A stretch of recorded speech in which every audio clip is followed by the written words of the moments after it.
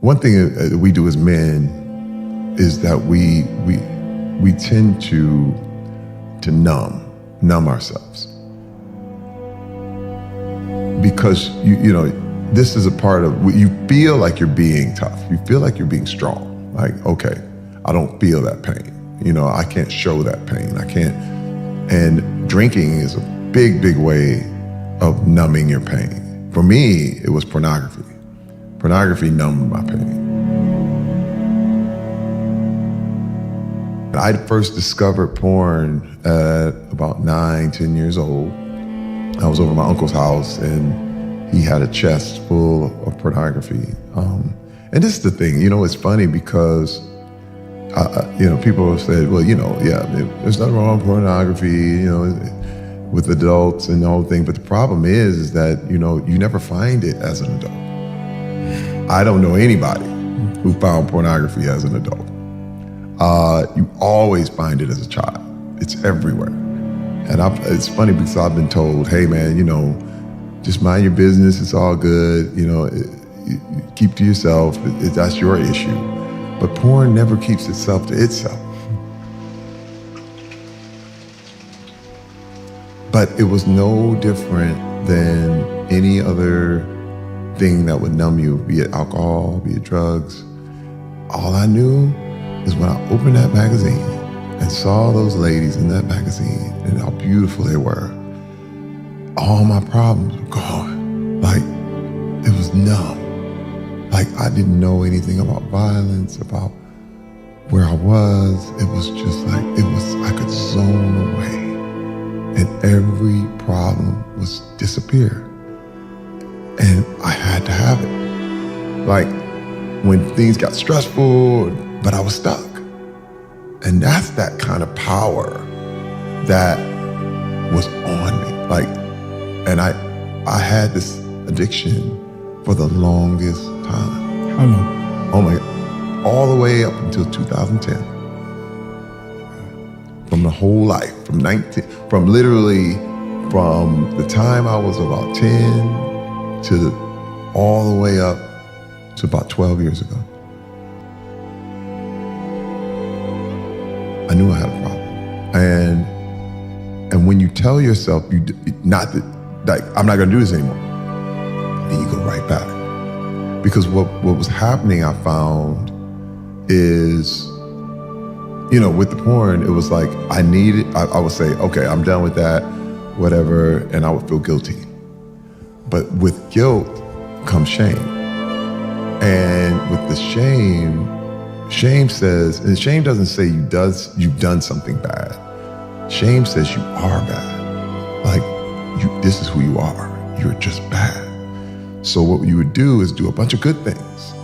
And you would just work hard and I'd go good for like 3-4 days and then you need a reward. And what is that reward? Because you did so good? Porn.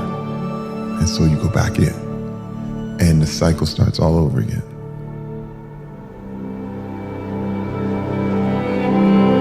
I thought that once I got married, the porn would go away. I said, man, I got a real woman now. Oh, I don't have to tell her about anything. We just gonna, you know, it was a phase. I'm gonna be out of it. It's gonna be great. And then the first argument, well, you feel like it? No, I don't feel like it tonight. Okay, I'll be right back. I'm going out to get pornography. And I thought it would free, I thought it was gonna be my answer to what it was, but I realized it didn't, and I decided that was gonna be my secret. Well, the thing is that what I had got backward in my whole life was that I was trying to change things I couldn't change at all. And the things that I could, I felt I was powerless. So if you have those things backwards, it's not wisdom. Well, I mean, everything works until it doesn't. Mm. Drugs work until they don't. Mm. My pornography addiction worked until it didn't.